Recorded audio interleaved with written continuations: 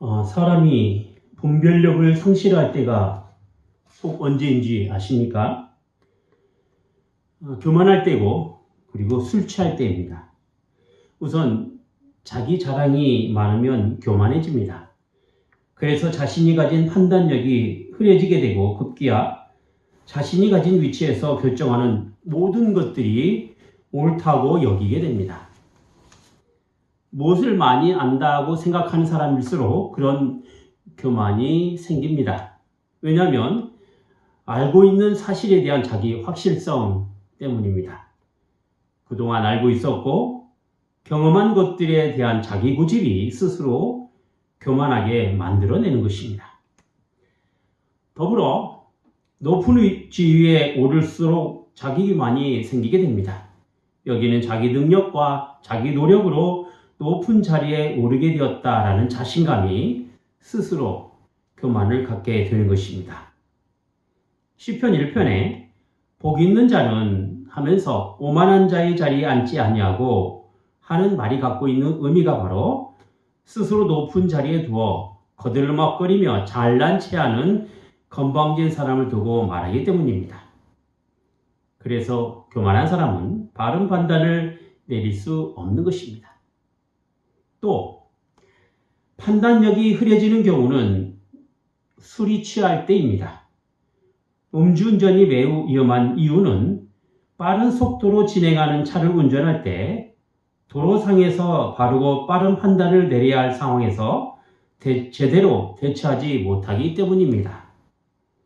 술에 취한다는 것은 이성을 마비시키고 분별력을 상실하게 하여 주체하지 못하는 자기 감정에 따라 이리 흔들리고 저리 흔들리는 모습을 보이게 되는 것입니다. 에베소서 5장 18절에는 술 취하지 말라 이는 방탕한 것이니 라고 하였습니다. 또한 성경은 술에 취하여 있는 모습을 음료라는 표현으로 사용하였고 술을 독주라고 하여 사람을 마비시키고 독이 되는 것으로 표현하였습니다. 그러니까 술에 취한다는 것은 올바른 판단력이 없는 정상적이지 못한 존재가 되고 해악을 끼치며 방탕함에 이르는 상태가 되는 것입니다. 따라서 마음의 교만함을 갖거나 육체적으로 술에 취하게 되면 바른 분별력을 갖지 못하게 되는 것입니다. 오늘부터 살펴볼 내용은 남유다와 북이스라엘이 가진 어리석음과 그 어리석음으로 그들이 받아야 할 하나님의 심판에 따른 재앙을 경고하고 있습니다. 이것이 28장부터 35장까지 쭉 이어져 있습니다. 그리고 36장부터 39장까지는 이러한 심판 가운데 유다왕 히스기야 시대에 있었던 예루살렘 침략에 관한 상황을 덧붙여 설명하고 있습니다.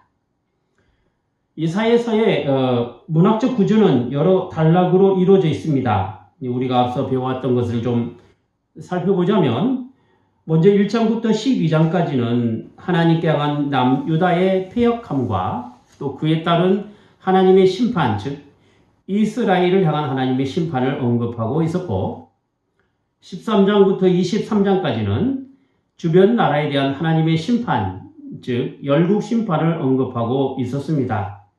그리고 24장부터 27장까지는 이런 하나님의 심판이 결국 전체 나라에 대한 심판과 아울러 결국 하나님께서는 마지막 심판을 통하여 타락한 이 세상을 멸망시키시고 승리하심으로써 이스라엘을 향한 희망의 메시지를 전하고 있는 것입니다.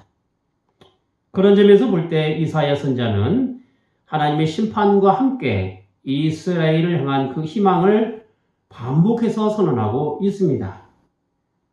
완전히 멸망할 것만 같았던 이스라엘의 모습은 하나님의 은혜로 다시 회복시키시고 또 그들과 맺은 언약을 상기시키시며 이스라엘의 하나님이 되시고 그의 백성이 된다라는 사실을 분명하게 언급하고 있는 것입니다.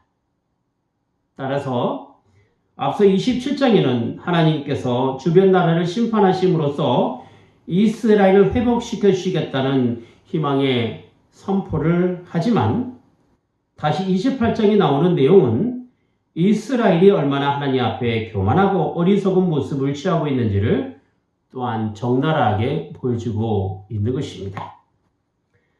특히 28장부터 35장까지는 아주 독특한 언어적 표현 방식이 등장합니다. 그것은 바로 화 있을진저라고 하는 감탄사입니다. 이사야 5장에서도 포도원 노래를 할 때 화 있을진저 하면서 감탄사를 표현하였는데 그들의 어리석음에 대한 이사야 선자의 탄식으로 우리나라식으로 말하자면 아이고라는 부정적인 말로 표현할 수가 있는 것입니다. 지금 북이스라엘의 상태가 바로 그렇습니다. 북이스라엘이 국가적 어려움을 겪고 나라가 망가질 수밖에 없었던 이유는 마치 술에 취한 사람처럼 비틀거리며 자기 잘난 맛의 교만함으로 살아가면서 판단력을 잃어버린 상태에 있었기 때문입니다. 본문 1절에 이렇게 이야기하죠. 취한 자 에브라임의 교만한 면류관이여 화 있을진저 술에 빠진 자의 성 곧 영화로운 관같이 기름진 골짜기 꼭대기에 세운 성이여 쇠잔에 가는 꽃 같으니 화 있을진저 라고 했습니다. 여기 에브라임은 요셉이 낳은 둘째 아들이죠. 형 므낫세와 함께 이스라엘의 지파에 속해 있습니다. 참고로 야곱의 아들들을 축복할 때 요셉의 아들들에게는 손을 바꾸어 축복함으로써 에브라임이 형의 복을 대신 받게 되지요. 에브라임 지파에 속한 사람 가운데 유명한 사람이 있습니다. 바로 눈의 아들 여호수아입니다. 이스라엘이 둘로 나눠질 때 북이스라엘에 속한 지파가 되었고 북이스라엘의 죄를 언급할 때 여러분의 죄를 언급함과 함께 에브라임을 또한 언급하게 됩니다. 자, 그러면 도대체 이스라엘에 닥치는 화가 무엇이기에 이렇게 슬픈 탄식을 하고 있었을까요? 분명한 것은 지금 북이스라엘이 취해있고 교만함으로 인하여 그토록 영어롭고 비옥했던 나라가 하나님께서 내리신 재앙으로 없어져 버리게 된다는 것입니다. 여기 교만한 면류관은 북이스라엘의 수도 사마리아를 두고 말하는 것인데 그곳은 왕이 거주하는 곳으로서 북쪽과 서쪽에는 비옥한 땅이 있으며 적의 침공을 막을 수 있도록 언덕 위에 세워진 도시입니다. 그래서 천혜의 자원과 안전한 요새는 권력자들에게는 안녕이 보장된 곳에서 그들이 누려야 할 것을 충분히 누릴 수 있는 최적의 장소가 되는 것입니다. 하지만 2절과 3절을 보면 그들이 그토록 자랑했던 풍요한 삶과 번영을 누리던 그 삶이 그들의 교만과 술 취함과 향락과 온갖 무리함으로 인하여 마치 쏟아지는 우박과 같이 파괴하는 광풍과 같이 큰 물이 넘쳐서 수해가 나는 것과 같이 땅에 떨어지고 발에 밟히는 신세가 된다는 것입니다.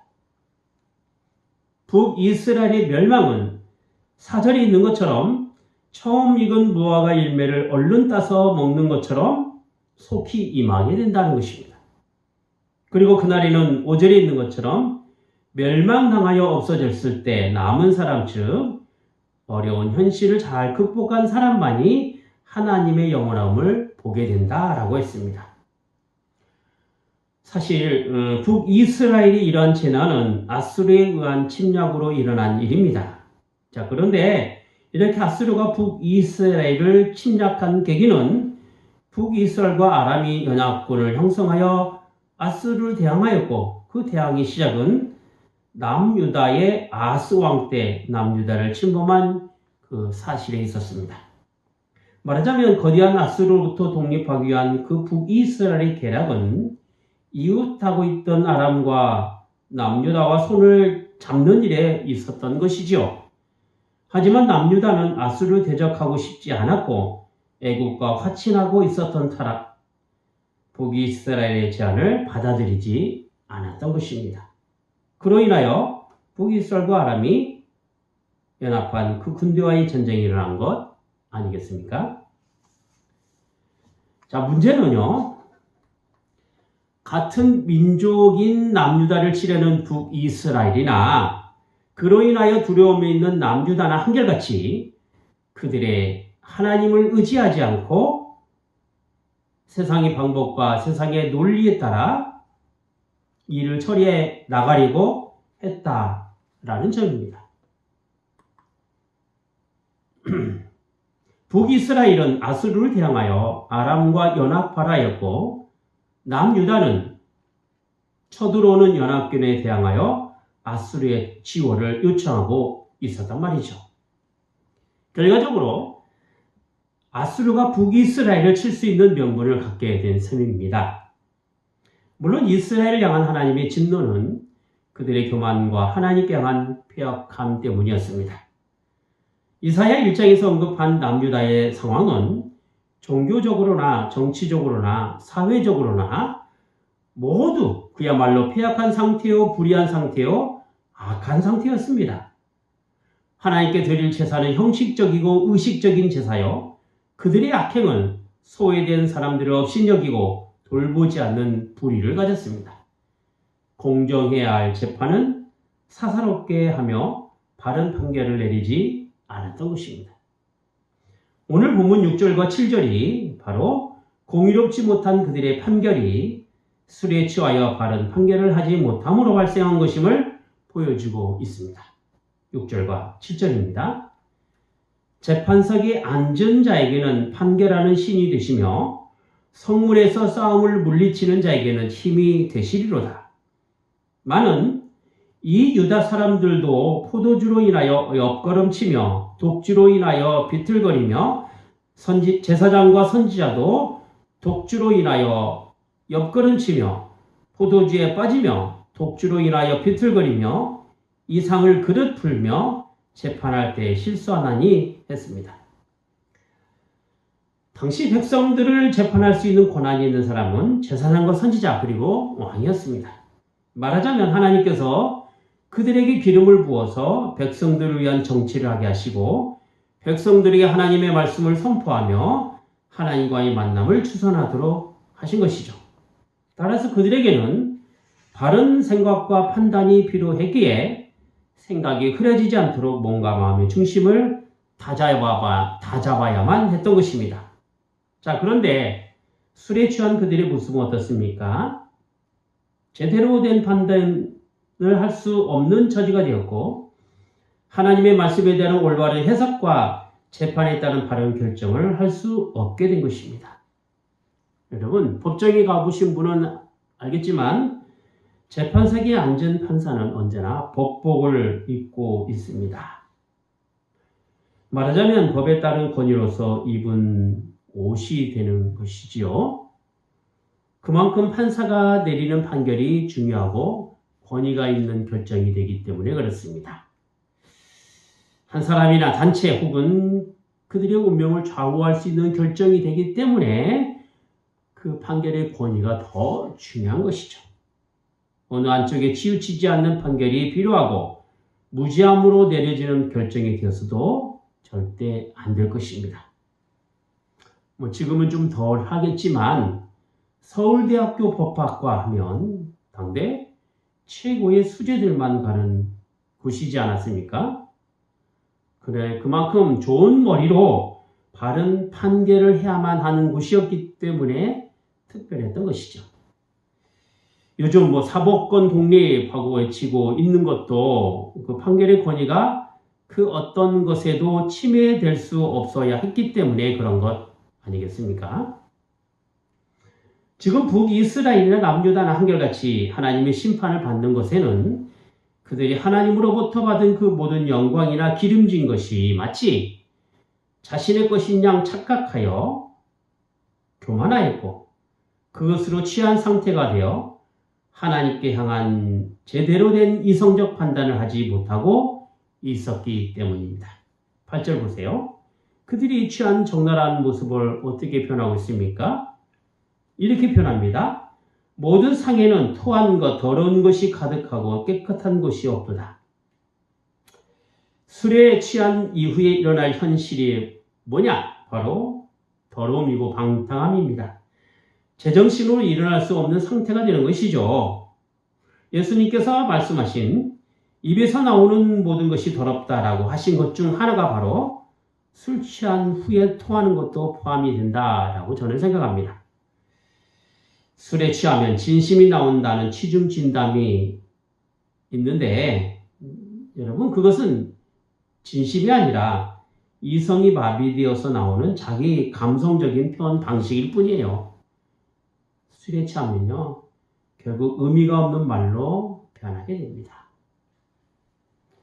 그러니 바른 정신을 가지지 못한 상태에서 누가 바른 말씀을 전한들 제대로 들을 수 있겠으며 누가 설명하려 한다고 하더라도 제대로 깨달을 수 있겠습니까? 정신없는 사람에게 말로 설득하는 것이 불가능하게 되는 것은 마치 이성이 없는 짐승에게 말하는 것과 같기 때문입니다. 지금 이스라엘이 그런 상태인 것이죠. 선지자가 하나님의 말씀을 전하고 있지만 도무지 그 말씀을 제대로 듣지 못하고 제대로 깨닫지 못하는 술에 취한 상태인 것입니다. 오히려 그들은 하나님의 말씀을 전하는 선지자를 향하여 누구를 가르치려 들며 누가 그 말을 듣겠는가? 젖된 어린아이에게 전하는 것인가? 하면서 빈정댔단 말이죠. 9절 말씀 볼게요.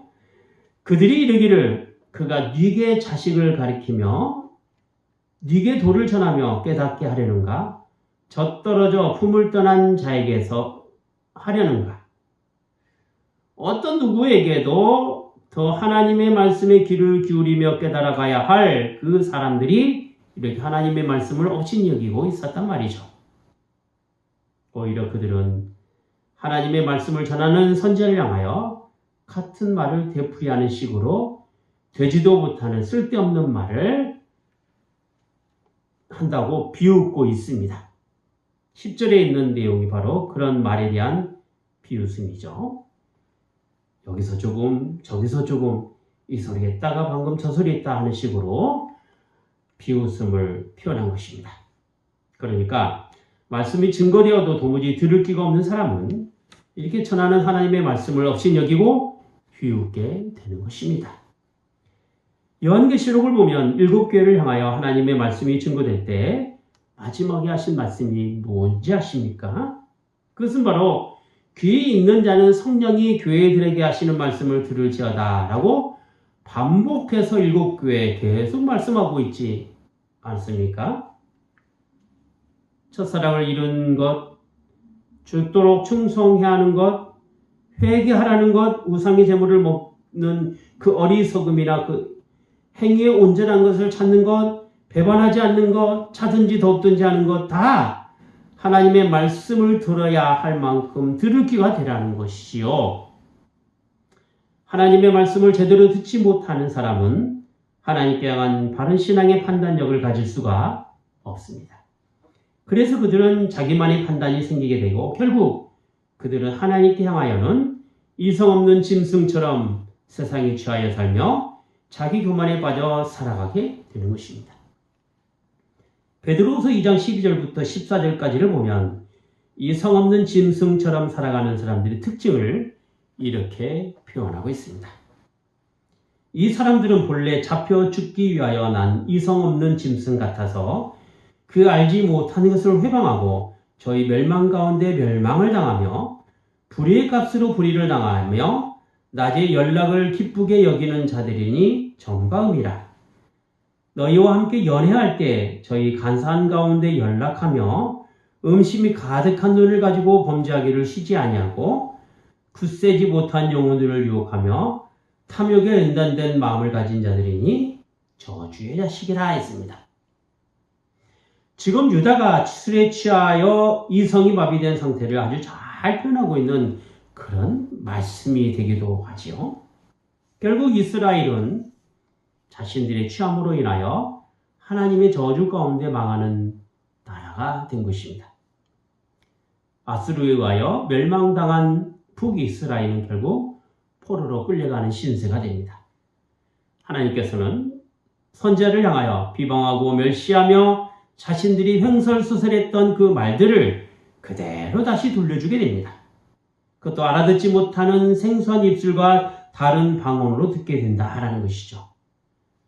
하나님의 말씀을 제대로 듣지 못하고 깨닫지도 못한 그들을, 귀가 없는 그들은 알지 못하는 방언을 사용하는 아수르에여 자신들이 행하고 말한 그대로 돌려받는 지옥을 당하게 된다는 것이지요. 13절 보겠습니다. 여호와께서 그들에게 말씀하시되 경계에 경계를 더하며 경계에 경계를 더하며 교훈에 교훈을 더하며 교훈에 교훈을 더하고 여기서도 죽음 저기서도 죽음 하사 그들로 가다가 뒤로 넘어져 부러지며 걸리며 잡히게 하시리라. 포로로 끌려가는 이스라엘의 모습을 이렇게 표현하고 있는데요. 이렇게 표현한 것은 그들이 하나님의 말씀을 거부한 어리석음으로 인하여 발생한 것이다 라고 말할 수 있는 것입니다. 어리석은 사람은 자신이 어리석다라는 사실을 모르고 살아갑니다. 그만큼 이 세상은 바른 것이 왜곡되고 참된 것이 무시되고 거짓되고 욕된 것들이 판을 치고 살아가고 있다는 반증이 되는 것입니다.